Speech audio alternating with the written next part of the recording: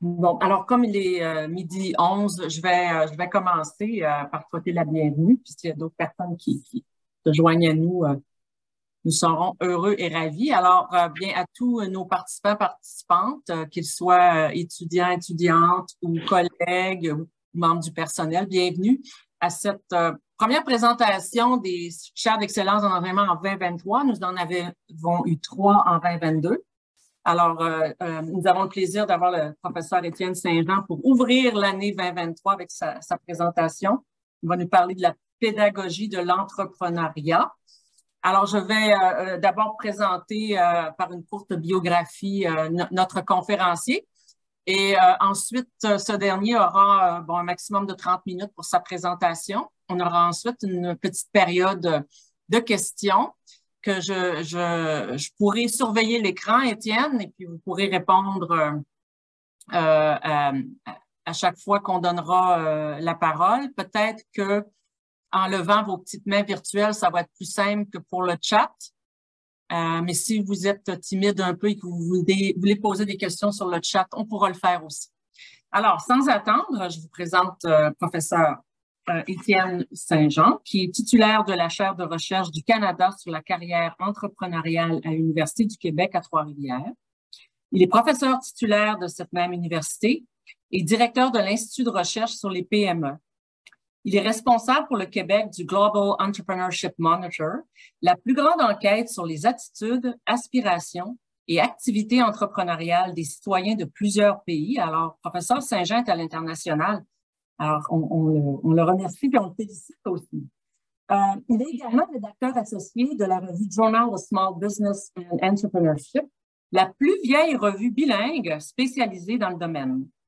Ses travaux portent sur l'entrepreneuriat et l'intention d'entreprendre, la formation, l'accompagnement et le développement des entrepreneurs par le mentorat, ainsi que sur l'entrepreneuriat en tant que carrière spécifique.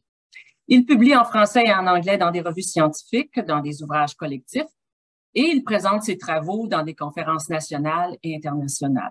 Alors, sur ce, je laisse toute cette place virtuelle à professeur Saint-Jean pour faire sa présentation. Merci. Ça marche. Merci beaucoup, Madame Tremblay. Bonjour tout le monde. Merci d'être là. Ça a été un peu compliqué finalement de se retrouver dans une même salle, mais merci d'avoir fait donc l'effort de transiger vers la salle puis de vous être connecté aussi aujourd'hui. C'est avec grand plaisir donc je vais vous présenter sommairement en fait les éléments qui touchent la chaire d'excellence en enseignement de l'UQTR en pédagogie de l'entrepreneuriat. Alors, donc, je vais vous partager sans plus tarder ma présentation.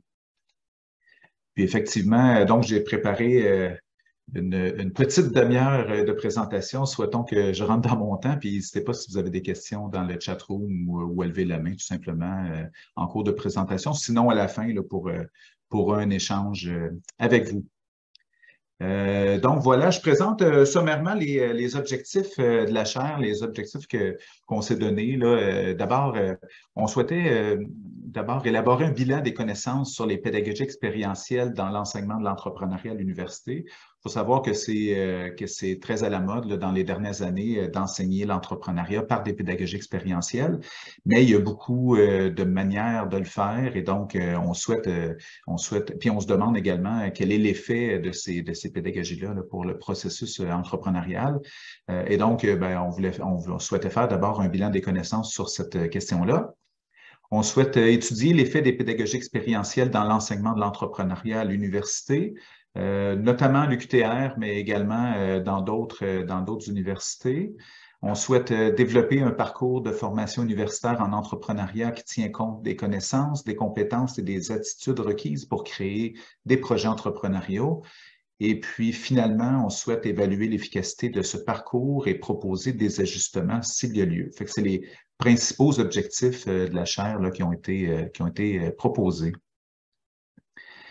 Je vois plusieurs collègues, là, puis je vois plusieurs personnes qui connaissent bien l'entrepreneuriat, mais il y en a peut-être d'autres qui sont un peu moins familiers. Alors, comme c'est une présentation à l'ensemble de la communauté universitaire, je vais me donner la peine d'expliquer certains termes puis d'être un peu plus pédagogique, sans jeu de mots là, sur la présentation de certains concepts. En fait, il faut savoir que devenir entrepreneur, c'est une question aussi de processus, c'est-à-dire que les gens, d'un point de vue du choix de la carrière, s'intéressent à l'entrepreneuriat, décident de s'y engager et donc vont développer l'intention de devenir entrepreneur un jour dans leur vie. Et puis, pour certaines personnes, bien, ça devient plus pressant, ils veulent le faire maintenant, à court terme. Et donc, ils vont s'engager dans des actions visant la création d'une entreprise. Fait que, à partir du moment où la personne pose des gestes pour devenir un entrepreneur, que ce soit, par exemple, étudier le marché, rencontrer des clients potentiels, développer un prototype, mettre de l'argent de côté pour un projet entrepreneurial, bien, on va la considérer comme étant un entrepreneur naissant. C'est-à-dire que c'est une personne qui pose des gestes, qui est dans l'action et qui souhaite donc devenir entrepreneur à plus ou moins court terme. Et puis, évidemment, plus la personne va investir des efforts visant la création de son projet entrepreneurial, eh bien, éventuellement, l'objectif recherché, évidemment, c'est de démarrer l'entreprise. Et donc, à partir du moment où l'entreprise est opérationnelle, c'est-à-dire qu'elle fait des ventes de produits et services là, à des clients, eh bien, ça devient un nouvel entrepreneur, puis plus la personne, dans le fond, plus le temps passe, plus on va l'appeler un entrepreneur établi à partir du moment où, au bout de quelques années, donc la personne, si son entreprise est en opération, puis ça fonctionne bien, ben, elle va devenir un entrepreneur établi.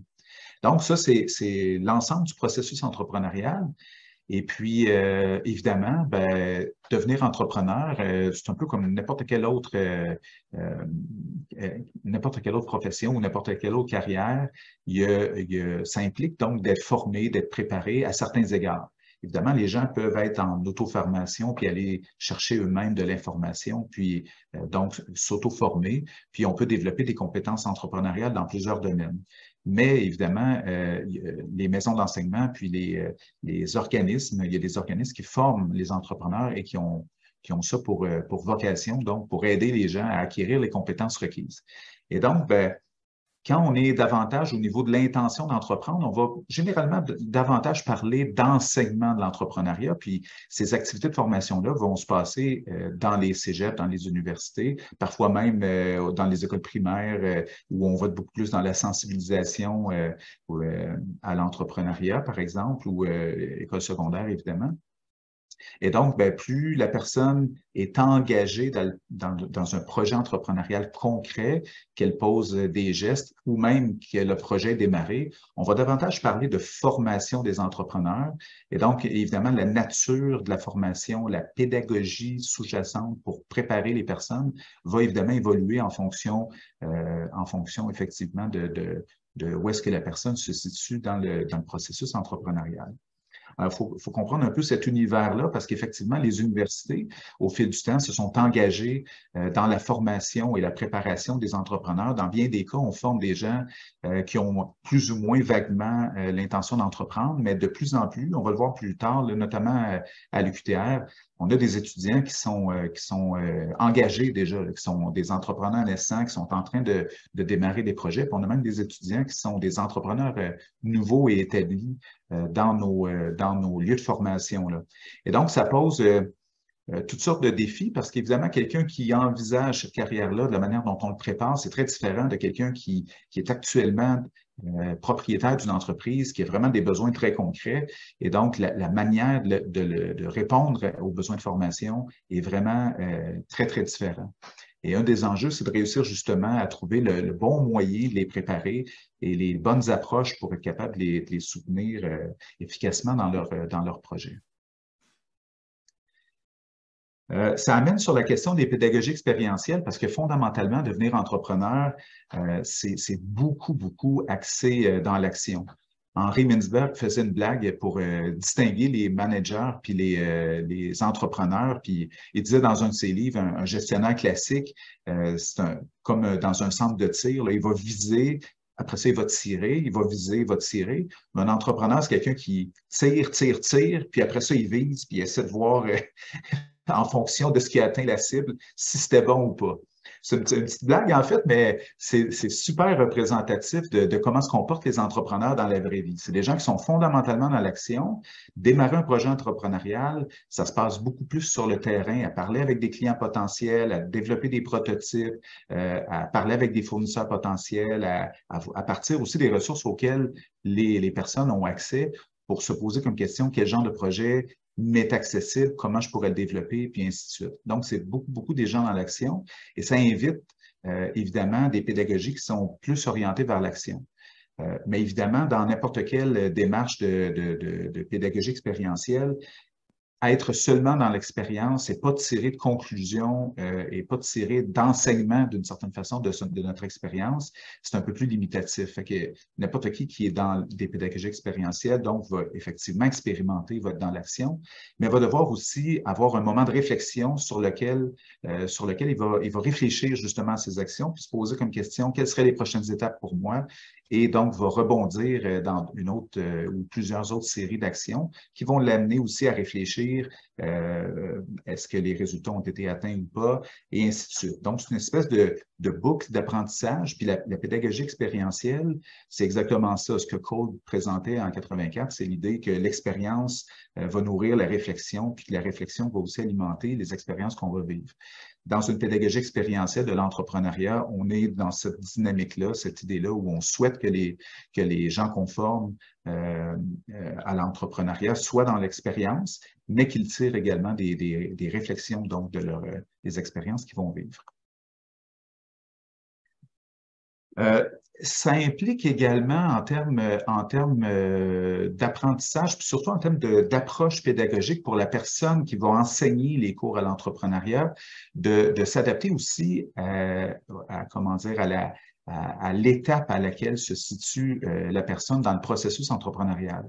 Et donc, il y a des collègues qui se sont penchés justement sur l'éducation à l'entrepreneuriat, puis qui disaient que effectivement, quelqu'un qui est complètement novice, qui n'a jamais démarré de projet entrepreneurial, c'est très différent de quelqu'un qui a justement une expertise puis qui a déjà été entrepreneur par le passé ou qui est propriétaire de son entreprise. Donc, le niveau de compétence de l'apprenant en matière d'entrepreneuriat est important.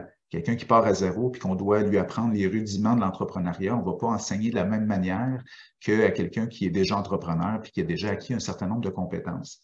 Ça implique pour l'enseignant plutôt, ça implique donc un niveau d'engagement dans la pédagogie qui est différent. C'est-à-dire que quand la personne est davantage novice, c'est beaucoup plus, la pédagogie devrait être beaucoup plus dirigée par l'enseignant. C'est-à-dire que c'est l'enseignant qui sait un peu ce que l'apprenant a besoin d'apprendre et donc il va planifier des activités d'enseignement pour permettre le développement des compétences de base, si on veut, pour devenir entrepreneur. Et donc, plus la personne va acquérir cette expérience-là ou plus la personne a déjà une expérience entrepreneuriale puis un certain nombre de compétences, bien, plus ça doit aller vers ce qu'on appelle de l'autodirection, hein, c'est-à-dire que l'apprenant doit être autodirigé vers les apprentissages qu'il souhaite réaliser. Et donc, ben, la personne qui prépare l'entrepreneur ou qui est formateur va être beaucoup moins engagée dans la planification. C'est beaucoup plus l'apprenant en tant que tel qui va devoir, à la limite, auto-apprendre ou trouver où est l'information pertinente pour lui. Et donc, cette espèce de continuum-là est important parce que quand on veut préparer des entrepreneurs, quand on veut les former, ça veut dire donc que la manière ou l'approche pédagogique qu'on va mettre en place doit tenir compte du niveau d'expertise de la personne qui va être formée.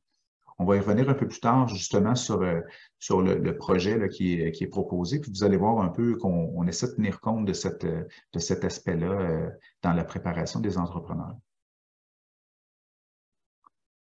Un article qui a été pour moi assez important aussi qui a été publié il y a vraiment pas si longtemps, 2 ans par l'Aqueus en fait.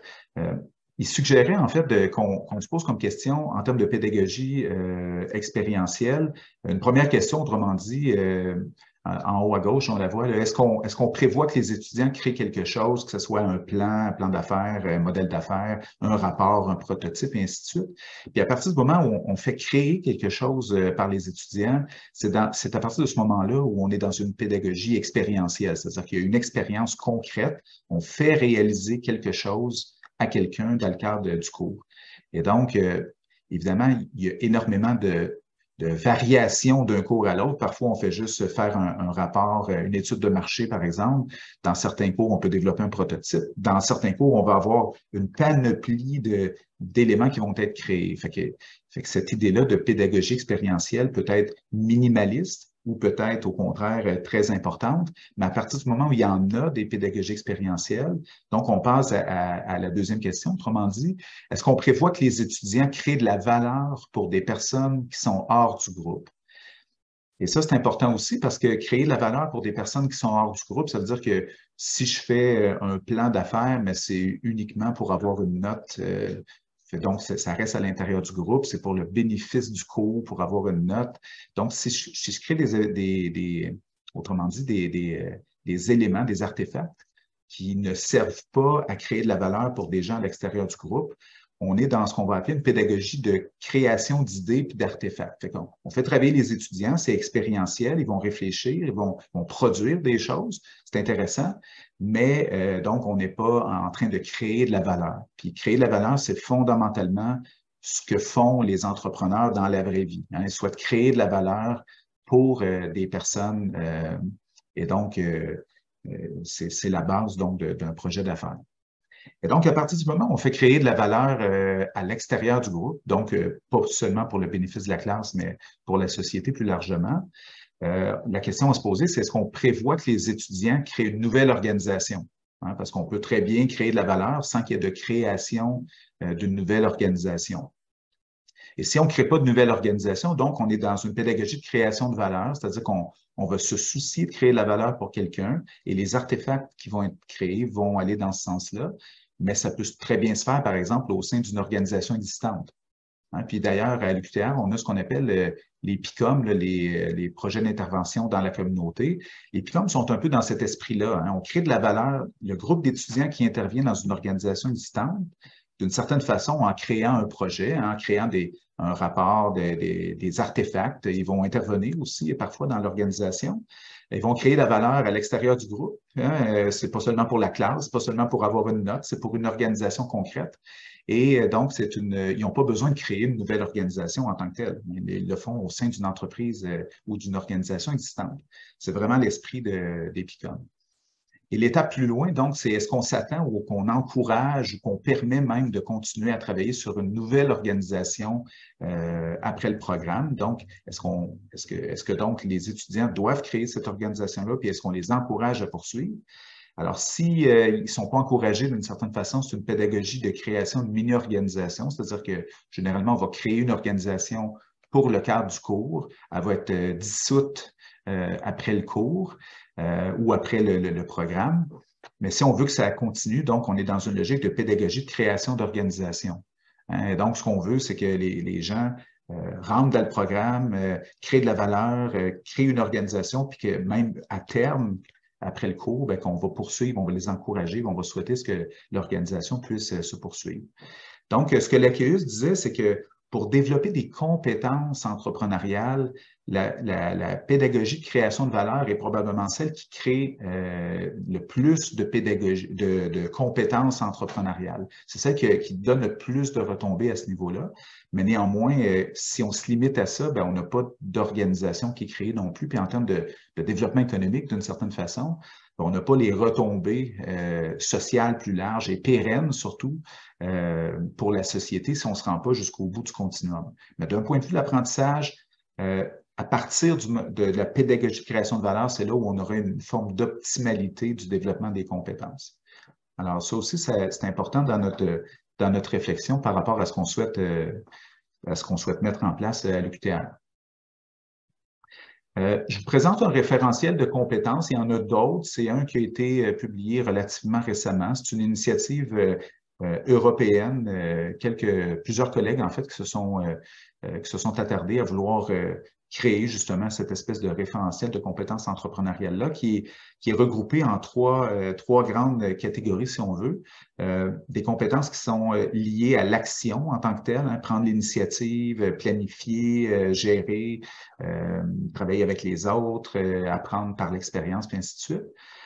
Il y a des compétences entrepreneuriales qui sont axées sur les ressources, donc l'idée d'aller mobiliser les ressources, d'aller chercher les ressources, de comprendre comment interviennent les ressources, puis des ressources non pas juste pour l'entreprise, mais des ressources internes à l'individu, hein, son auto-efficacité, c'est-à-dire son sentiment de compétence, c'est une forme de ressource, son engagement, sa persévérance, sa motivation, sa capacité à mobiliser les autres comme étant des ressources humaines qui peuvent aider à développer son projet. Et donc, toute cette idée-là d'être capable donc de développer des ressources pour le bénéfice du projet. Puis finalement, en termes de la dernière catégorie dans le référentiel de compétences, c'est l'idée justement d'être capable de développer des nouvelles idées entrepreneuriales ou de saisir des opportunités entrepreneuriales. Et donc, ça implique évidemment de la créativité, développer sa vision, être capable de juger des idées qu'on a, puis être capable de penser de plus en plus hein, dans une logique de développement durable et de perspectives éthiques là, sur les projets qui sont développés. Alors, ça fait partie des différentes compétences entrepreneuriales. Comme je disais, c'est un référentiel parmi plusieurs autres, mais je le trouvais intéressant à certains égards, puisque il est plutôt ancré sur les compétences que ça prend pour démarrer une entreprise. Puis on peut les développer vraiment de différentes manières, pas simplement en créant une entreprise, mais également par de la formation qui peut se faire à l'université ou ailleurs.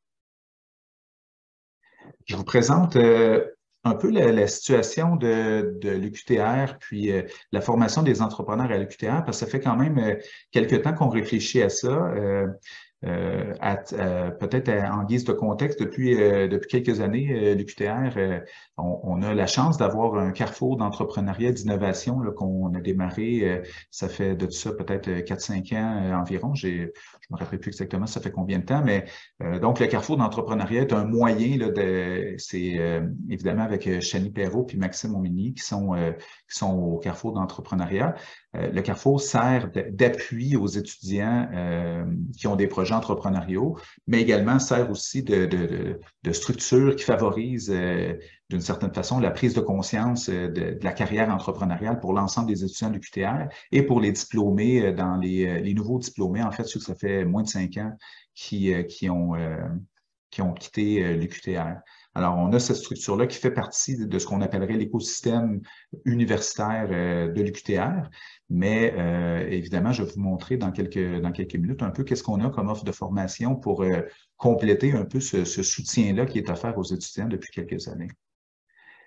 Il faut savoir peut-être de façon un peu plus large aussi, l'entrepreneuriat, c'est pas juste à l'UQTR. Là, je vous présente un portrait un peu à l'UQTR de notre situation, mais il faut savoir que globalement au Québec, depuis 2010, 2011, 2012, on voit vraiment un engouement pour la carrière entrepreneuriale.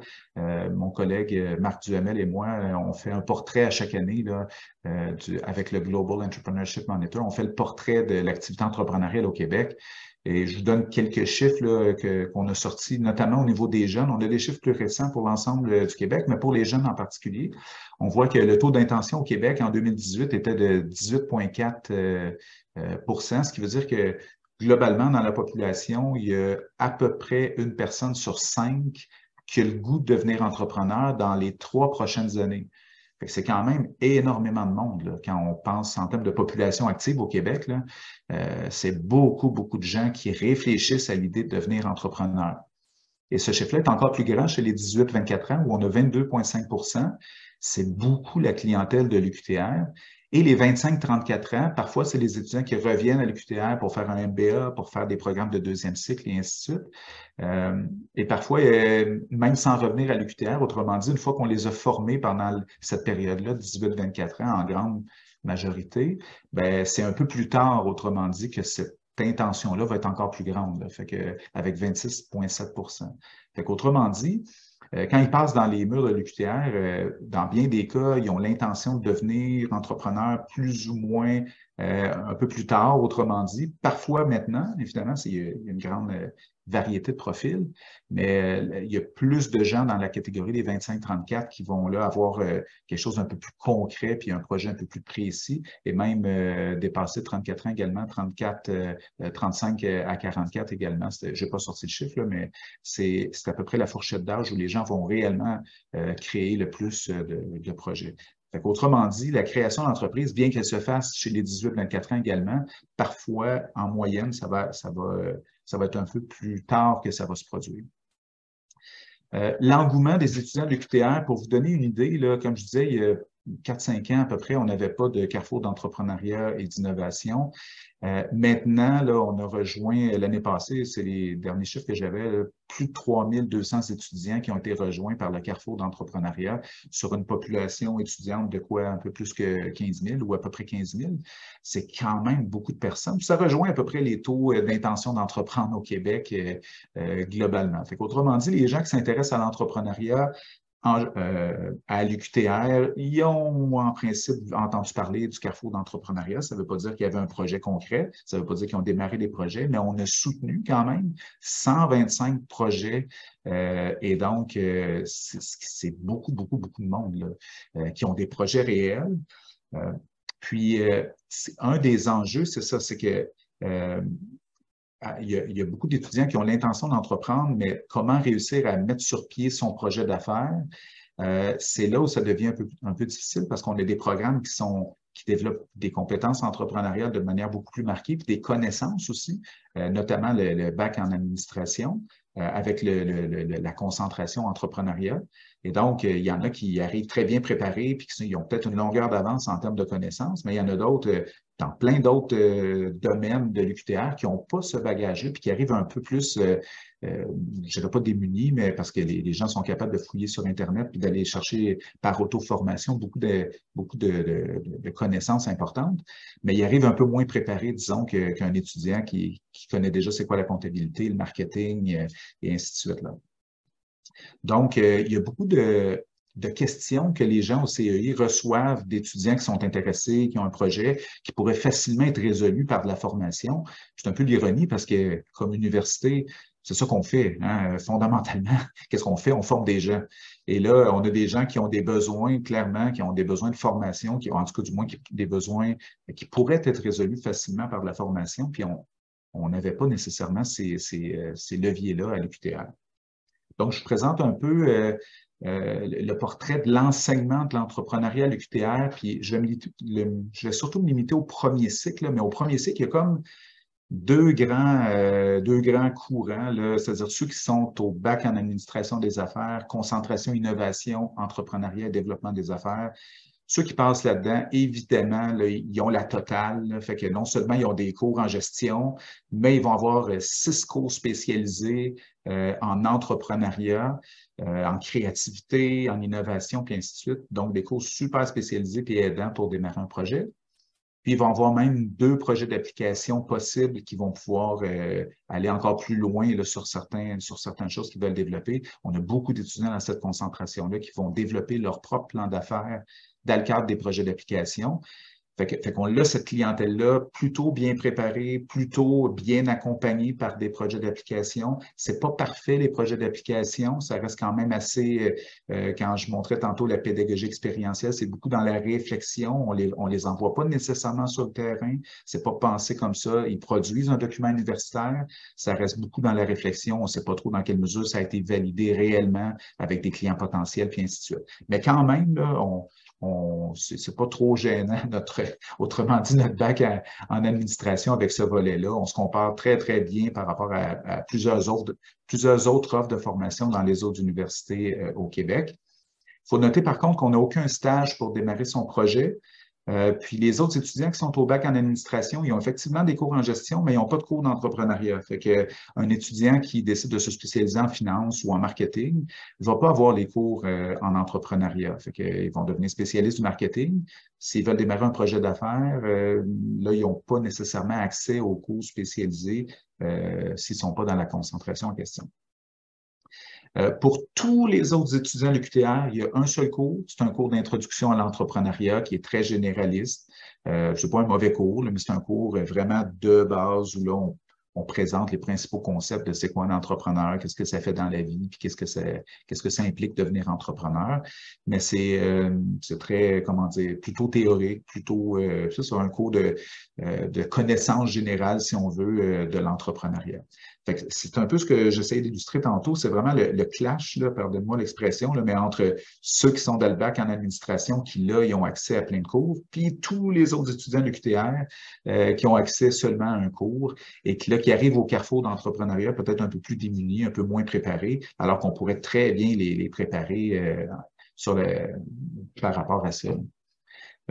J'effleure très, très, très rapidement la question du MBA puis de la MSC. On a des concentrations en entrepreneuriat et PME. Évidemment, dans le cadre de la MSC, on veut former des chercheurs, donc on est moins dans la création d'entreprises, ça va de soi. Dans le cadre du MBA également, la plupart des gens qui sont là n'ont pas forcément le goût de démarrer un projet, mais il y en a parfois quelques-uns qui y pensent sérieusement, mais les cours ne sont pas nécessairement orientés dans l'objectif de démarrer des projets d'affaires au MBA. Évidemment, ils vont aller acquérir des compétences peut-être ou des connaissances, à tout le moins utiles probablement, mais c'est définitivement incomplet là, par rapport à d'autres programmes qui peuvent s'offrir dans d'autres universités dans le monde.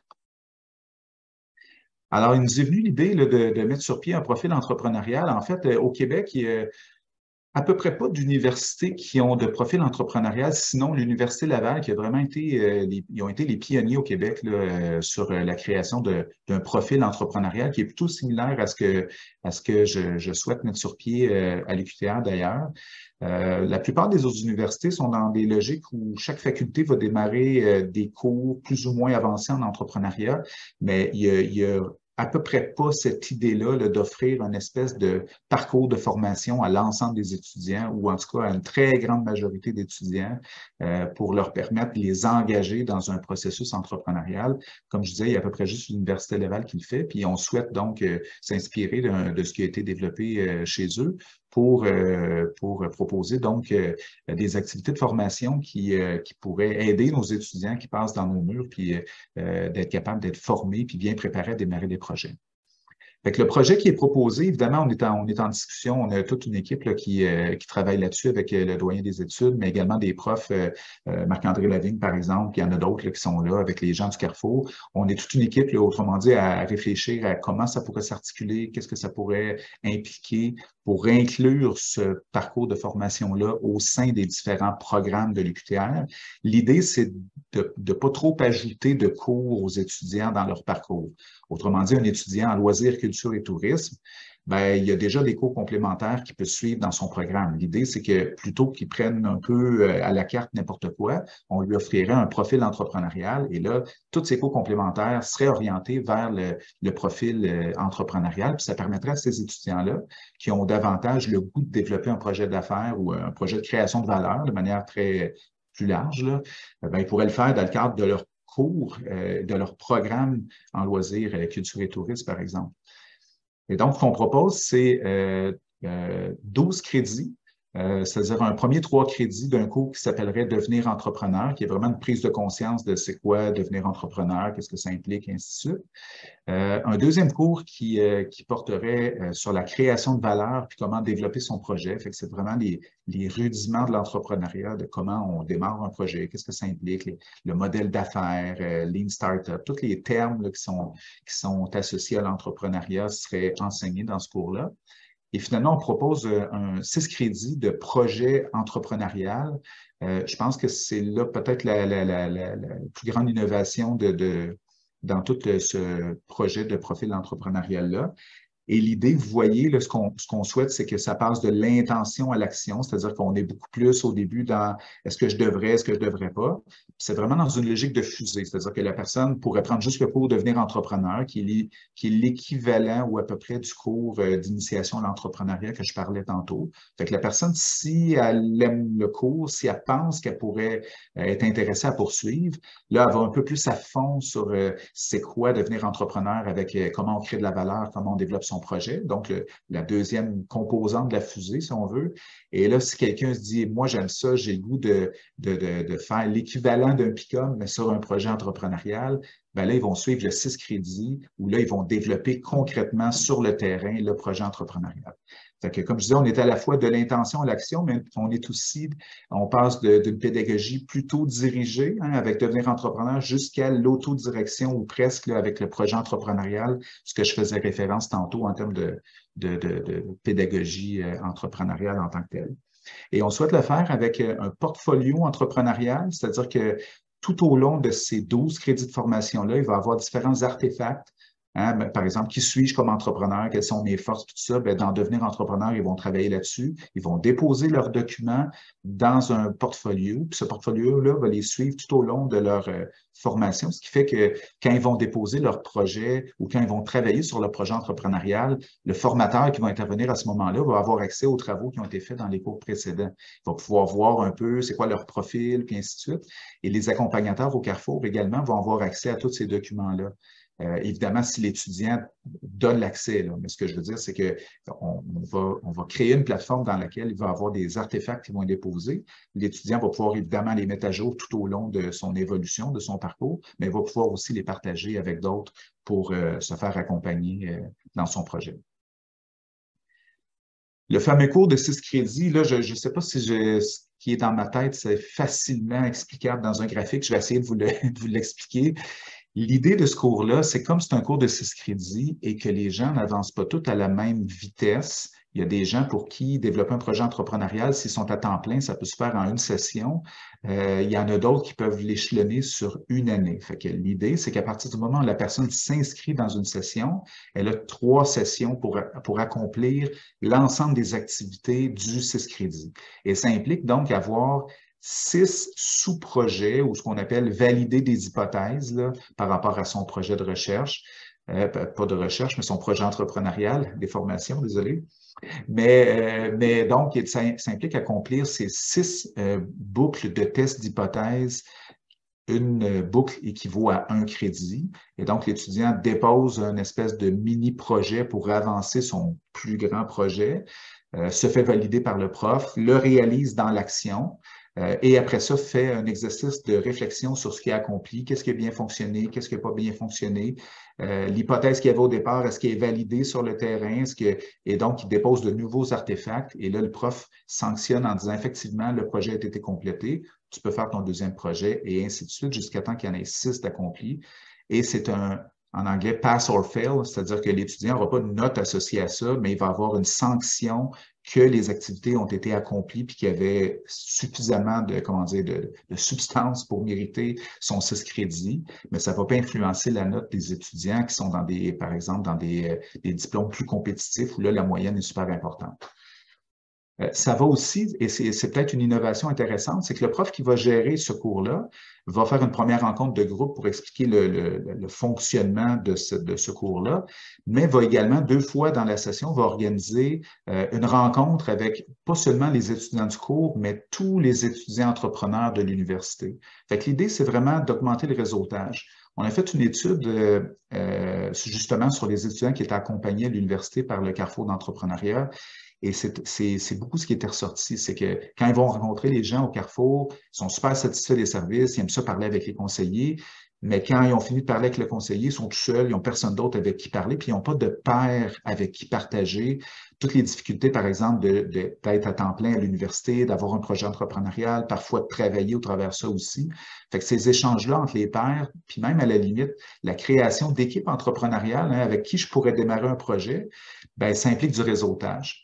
Évidemment, le CEI fait quelques activités de réseautage tout au long de l'année, mais là, dans le cadre de ce cours-là, ce qu'on souhaite, c'est que le CEI vienne, que des gens de l'écosystème entrepreneurial, c'est-à-dire les gens d'IDEA Trois-Rivières, de Shawinigan, tous les conseillers en entrepreneuriat, on va les inviter, ils pourraient venir rencontrer les étudiants. On va structurer des activités, évidemment, c'est pas juste de faire un réseautage, mais il va y avoir, par exemple, des cliniques de pitch, il va y avoir des conférences qui pourraient être données par d'anciens étudiants qui sont devenus entrepreneurs.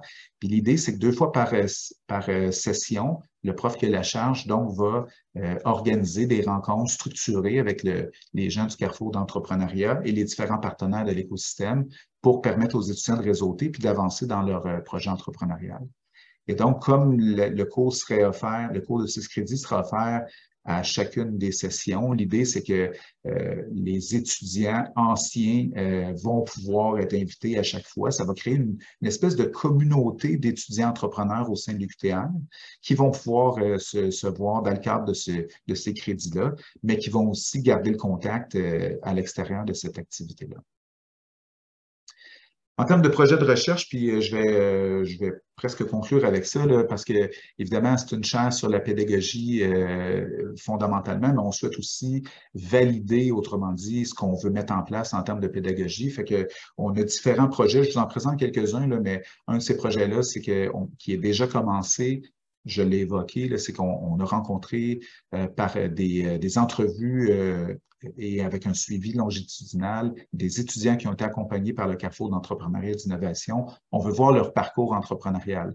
C'est quoi les enjeux pour un étudiant de l'UQTR d'être à la fois étudiant, parfois de travailler à temps partiel et de démarrer son projet? Quelles sont les embûches? Et donc, on veut les suivre.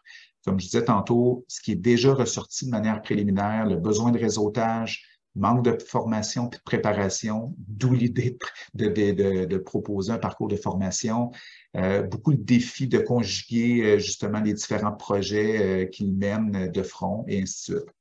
On va faire des suivis avec ces étudiants-là, évidemment. On va démarrer, en fait, c'est en cours actuellement, des étudiants qui ont été formés par le cours ADM 1082, le cours, donc le seul cours d'introduction. Donc, on va faire un suivi auprès de ces étudiants-là, dans quelle mesure il y avait l'intention, dans quelle mesure leur intention a augmenté en suivant ce cours-là, et donc essayer de comprendre comment on pourrait leur permettre, donc, pour ceux qui avaient l'intention, de mieux les préparer dans ce premier cours-là, mais surtout de développer le contenu qu'on a besoin dans ce parcours de formation-là qu'on veut proposer. On va simplement valider avec ces étudiants-là, autrement dit, probablement par des groupes de discussion sur qu'est-ce qui serait comment on pourrait mieux développer le profil entrepreneurial, les cours subséquents, puis aussi le projet entrepreneurial pour ceux qui ont le goût d'aller jusque-là. Et puis finalement, on va créer une cohorte avec les étudiants qui auront été formés par le profil entrepreneurial. On veut voir l'effet de suivre ce profil-là. Puis on veut également avoir de la rétroaction, surtout pour la première fois qu'on va le mettre en place, pour être capable de s'ajuster aux besoins si on sent qu'on peut encore l'améliorer. Donc, ça fait partie des projets. On a d'autres projets, comme je disais, là, mais j'ai déjà dépassé largement le temps qui m'était alloué. On a 2 autres projets sur lesquels on a des données actuellement. Je les souligne très rapidement. Un projet justement de pédagogie expérientielle avec l'Université Hassan I, qui était presque publié. Là, on est en 2e ronde de révision dans une revue. Fait que c'est pour tester des pédagogies expérientielles avec une expérimentation. Donc, on a sélectionné aléatoirement certains étudiants qui ont eu des pédagogies expérientielles, puis qui ont eu un soutien l'équivalent du CEI là, pour démarrer leur projet, puis pour voir l'effet auprès d'eux. Puis on a un autre projet qui est porté par Siba Théodore Koropogui, mon étudiant au doctorat, qui est un projet sur l'éducation de l'entrepreneuriat en Guinée, où on a 2 universités relativement comparables et Siba Théodore va modifier la pédagogie pour une pédagogie expérientielle dans des grands groupes dans une des 2 universités. Et donc, on veut voir dans quelle mesure ça va amener davantage d'étudiants à avoir le goût de devenir entrepreneurs, puis comment ça va transformer également leurs compétences entrepreneuriales par une expérimentation. En fait, c'est une quasi-expérimentation, mais en Guinée cette fois-là. Je présente l'équipe jusqu'à maintenant. Donc, je l'ai nommé Siba Théodore Koropogui, qui est probablement tout prêt de prendre l'avion pour aller justement collecter des données en Guinée, fait qu'il est probablement pas là. Myriam Cabage, également postdoctorante, qui vient d'arriver, qui est connectée, je l'ai vu tantôt. Et puis Pierre Graton, qui est postdoctorant, mais également chargé de cours à l'UQTR, qui a déjà donné le cours à l'EM 1082, puis qui nous aide grandement là, pour préparer ce projet-là. Alors voilà, ça fait le tour de la présentation. Un grand merci, professeur Saint-Jean.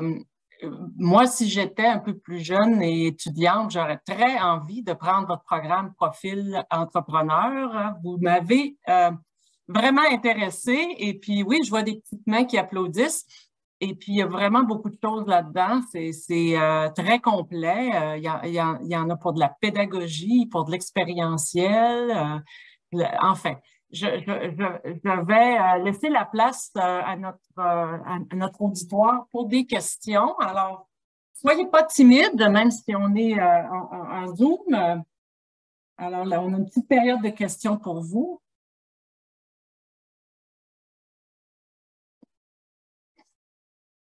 Je vais partir le bal, ça va dégêner les gens. Alors, je vais vous poser une petite question un peu naïve, un peu populaire, là, parce que je suis contente de voir vos statistiques sur le fait qu'il y a de plus en plus de désir de devenir entrepreneur. Moi, quand j'étais plus jeune, c'était pas tellement la mode, c'était peut-être pas tellement dans l'air du temps. Puis, il faut y aller au niveau historique au Québec. Là, je n'irai pas trop loin là-dedans, mais je pense que vous en savez plus long que moi là-dessus.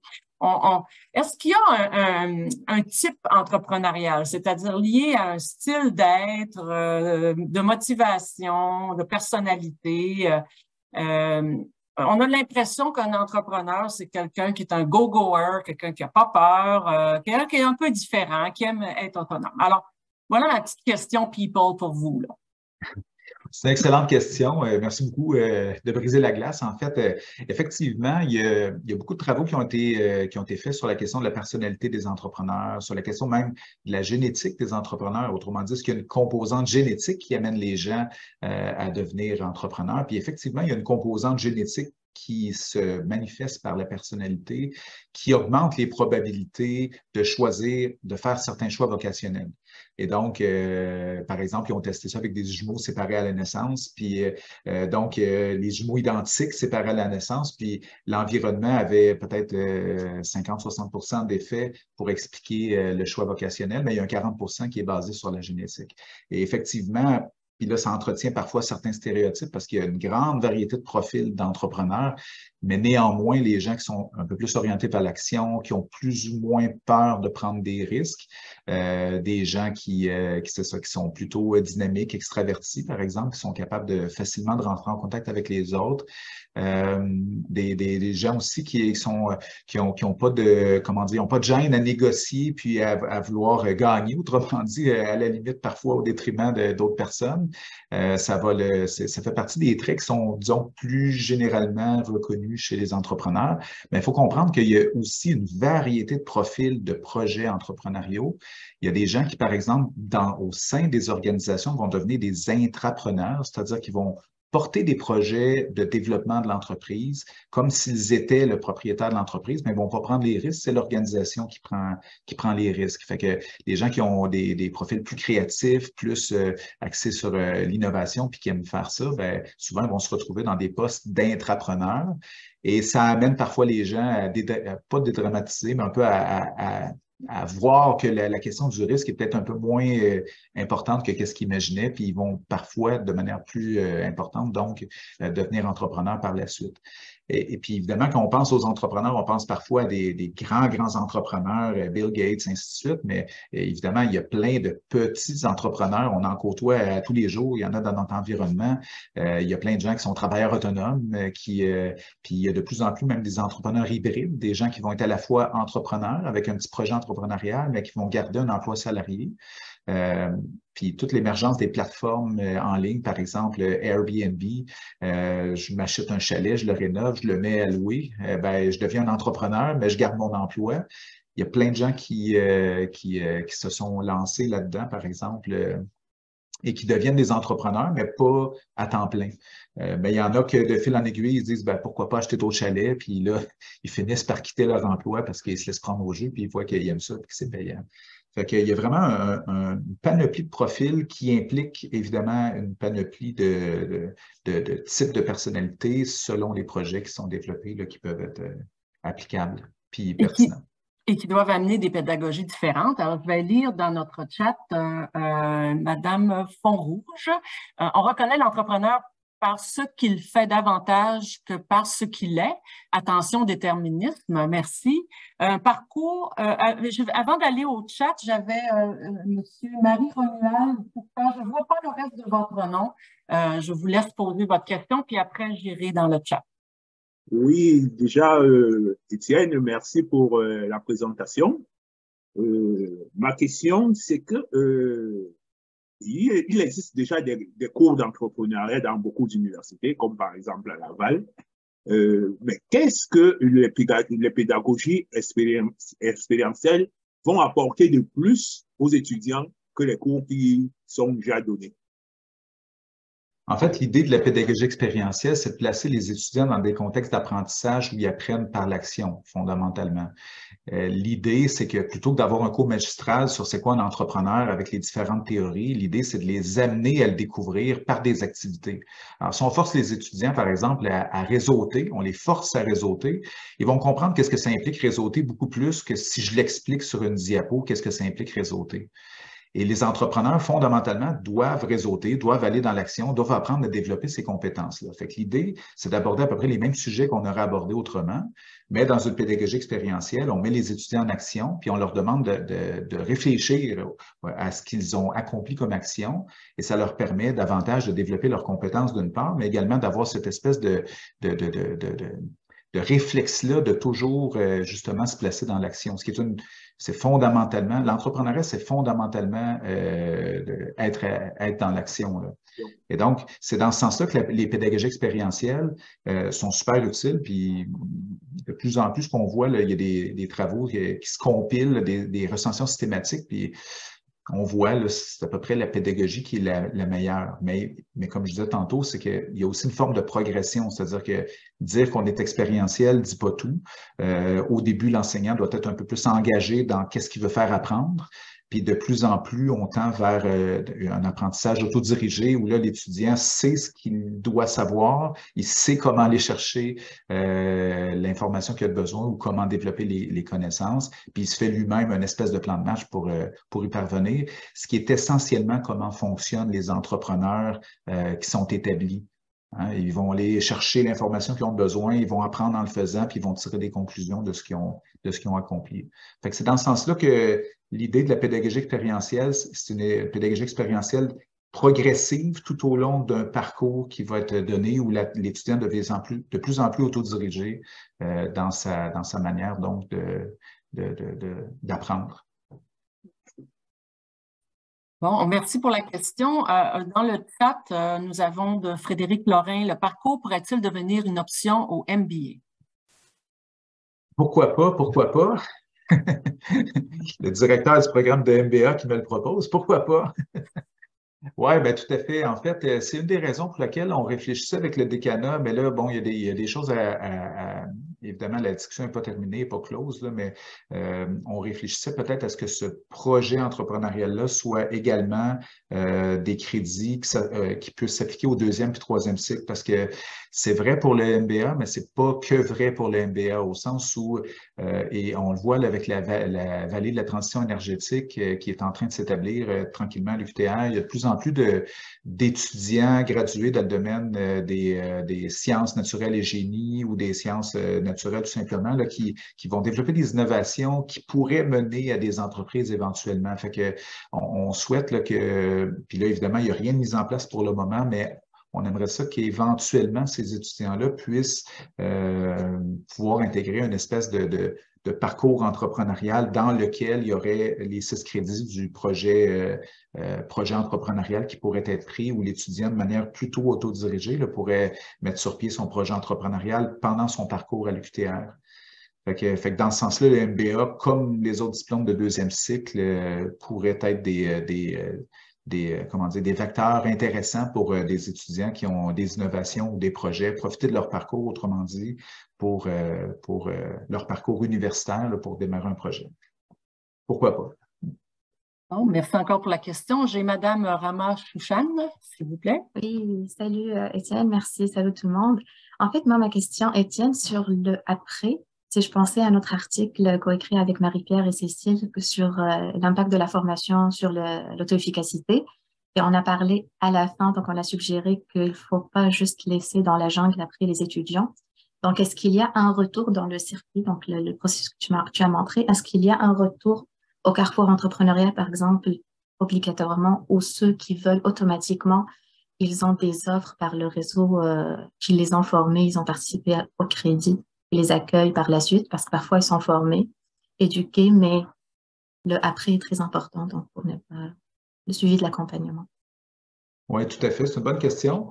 En fait, c'est un parcours de 12 crédits. Fait qu'évidemment, dans les premiers cours, c'est possible que l'étudiant fasse juste un cours puis qu'il réalise que ça ne l'intéresse pas. Puis, à quelque part, s'il y avait beaucoup de goût puis il n'a plus de goût parce qu'il réalise que c'est pas pour lui, c'est peut-être un bon choix d'un point de vue de choix vocationnel que ça se produise éventuellement. Parce qu'il y en a qui s'imaginent que l'entrepreneuriat, c'est facile ou mais c'est pas toujours facile. Fait que, donc, voilà. Mais effectivement, ça veut dire que plus ils vont avancer dans leur cours et plus le carrefour d'entrepreneuriat, d'une certaine façon, va prendre de l'ampleur et il va être présent, notamment dans le projet entrepreneurial où il y a définitivement 2 fois par session où le carrefour va vraiment travailler de concert avec la personne qui va donner le cours pour créer des activités, mais également, évidemment, tous les étudiants qui vont s'engager dans un processus entrepreneurial. Définitivement, le Carrefour va être là pour les accompagner. Et à l'UQTR, on offre l'accompagnement aux étudiants jusqu'à 5 ans après leur diplomation. Ce qui fait qu'il y a toujours la porte ouverte, en tout cas du moins dans les années qui suivent la formation, pour que l'étudiant puisse revenir. On souhaite garder ce contact-là, puis les gens au Carrefour, évidemment, tous les gens qui passent dans leur mur, ben, ils essaient de garder contact avec eux. On les relance même avec les activités de diplômés, notre groupe de diplômés. On les informe parfois des activités qu'on met sur pied au Carrefour. Fait que l'idée, c'est de garder ce lien-là avec le Carrefour au moins 5 ans après la diplomation. Mais comme les gens de l'écosystème entrepreneurial plus large vont être invités dans le cadre du cours aussi, ça ne sera pas que le Carrefour. Puis là, ça sera à l'étudiant, selon ses besoins, selon son propre parcours, selon ce qu'il souhaite accomplir, ben, il va travailler avec les différents partenaires de l'écosystème qui sont pertinents pour avancer dans son projet. Merci. Bon, alors, un grand merci. Je ne vois plus d'autres questions à l'écran ou dans le chat. Et nous avons vraiment fait notre temps, 1 heure juste. Je tiens d'abord à remercier professeur Saint-Jean, c'était fort intéressant. Grand merci. Et on s'en reparlera. J'ai vraiment été intéressée par votre programme. Il y a peut-être des petites activités de promotion qu'on aura à faire ensemble. Là, je regarde ma collaboratrice Josée ici. Il y a des belles choses à faire. Alors, je tiens à remercier tout le monde qui a pris du temps de son dîner pour participer à cette conférence. Et n'hésitez pas à vous joindre aux autres midis séminaires qui sont dans d'autres champs d'expertise, mais c'est intéressant aussi de vous présenter, d'apprendre. Moi, j'ai ce plaisir-là depuis le début de l'année d'apprendre de mes collègues. Alors, mesdames, messieurs, je vous souhaite une très belle journée et puis, bien, à la prochaine conférence. Merci. Bonne journée. Merci, Mme Tremblay. Merci à tout le monde. Merci beaucoup.